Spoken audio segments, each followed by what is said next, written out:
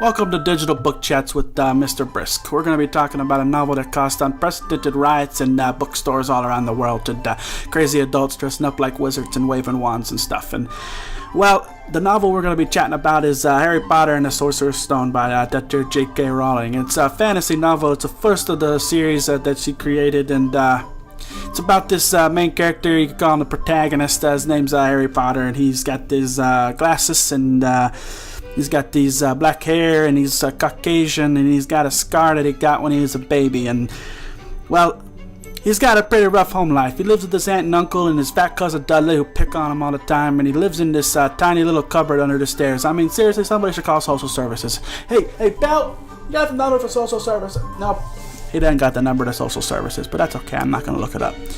Anyway, on his 11th birthday, he finds out that he's a wizard. Now, for the readers, it's not that big of a surprise, but to Harry, it's like winning the lottery or something, because he gets to leave his aunt and uncle and the really fat cousin Dudley. He finds out from this fat man on a motorcycle. His name's Hagrid, and he's a supporting character in the story. And he's got these. He's a real giant man. He's half a giant, and he's he really cares about Harry. He's pretty old too, and so he loves him and stuff. And anyway, finds out that he's got this letter from Hogwarts of Witchcraft Wizardry, and he's gonna go there, and he's gonna be the best he can be. Not like in the army or nothing, but that they're Hogwarts. He's gonna be the best wizard he can be. And so, they go down to that they're Diagon Alley, and he gets some supplies to go to wizard school, and that's where he starts to he finds out that his aunt and uncle lied to him about his mommy and daddy dying in a car wreck. They didn't die that way. They actually were murdered by this guy.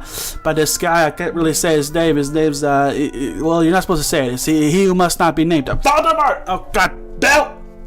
I swear, Belle, you're not supposed to say his name, Belle. Bell's gonna die. He's gonna die. Okay.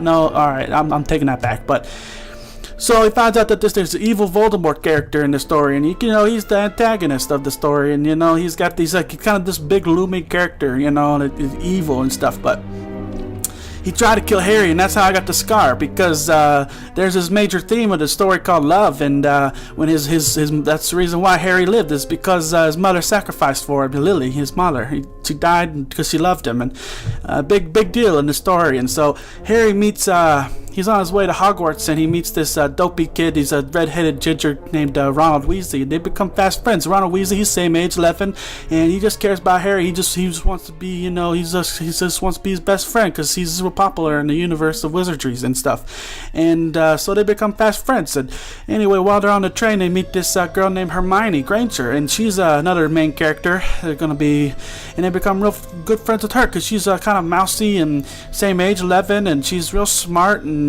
cautious and stuff, and she's gonna be probably the greatest wizard of all time, because if you gauge off smarts and stuff, but they don't really do that in the Harry Potter universe. So anyways, they get to Hogwarts, and there's this sorting process. Now the real big deal about that the sorting process has and the implications of the story is choice. And Voldemort went to Slytherin, and Harry doesn't want to be like Voldemort, and even though he's a lot similar to him, even their wands are from the same phoenix. I mean, so what's gonna change? Why is Harry gonna be different from Voldemort? Because they're very similar, And so he chooses not to be. He wants to be a part of Gryffindor. So choice, that's a big deal in the story. Now, there's some supporting characters you guys should know about. There's Severus Snape. He's just a potion master, and he's kind of sketchy, and Harry and then his little dopey kid friends are kind of worried about him and stuff. And then there's Albus Dumbledore, the headmaster. He's real old, and he's ancient. Some might say he's got this long white beard, and he cares for Harry, and he's real smart too, and he knows wizard spells. And then there's Professor McGonagall, the HA, the house administrator. Advisor. That's right, the house advisor for the Gryffindor, and she takes care of Harry, even buys him a broom for the Quidditch team. That's pretty nice. That's awful nice. And so there's some tensions arising, and there's there's some stuff going on. There was a troll on Halloween. I mean, seriously, a troll with a bunch of kids? That ain't cool. And the only person who can stop it is a 11-year-old Harry Potter and his dopey kid friends. Anywhoosies, they get detention, and they go to this forbidden forest with Hagrid and the trio of the freaking wizard kids and Draco Malfoy, Harry's arch rival in the whole story. And anyways, Harry gets almost attacked by this unicorn bloodsucker, and it finds out that's actually could be possibly Voldemort. I mean, that's a twist. I mean, holy smokes, he's right there. And but Voldemort, the unicorn blood could bring him back, but it was not enough to bring him back. So he has to find this thing called a Sorcerer's Stone, because that bring him full life of eternity. That's what it's for, the Sorcerer's Stone. And so Harry puts two and two together because they saw this giant three-headed dog protecting this trapdoor. So they figured, I got to get there because I saw the blood-sucking unicorn lover guy, and, we got to get back and save the day, figure out who's doing this and stuff. And so we've got this real tension building, some conflict going on, and then it reaches this resolution of whether or not Voldemort's coming back. We don't know what's going on. And so anyways, I don't want to ruin the story for you kids, but I'd like to read a little short quick sample from the book if you don't mind. It's from chapter 7, the Sorting Hat, and on the page of 121. So I hope you guys enjoy it. So here it comes. The last thing that Harry saw before the hat dropped over his eyes was the hall full of people craning to get a good look at him. Next second, he was looking at the black inside of the hat. He waited. Said a small voice in his ear. Difficult.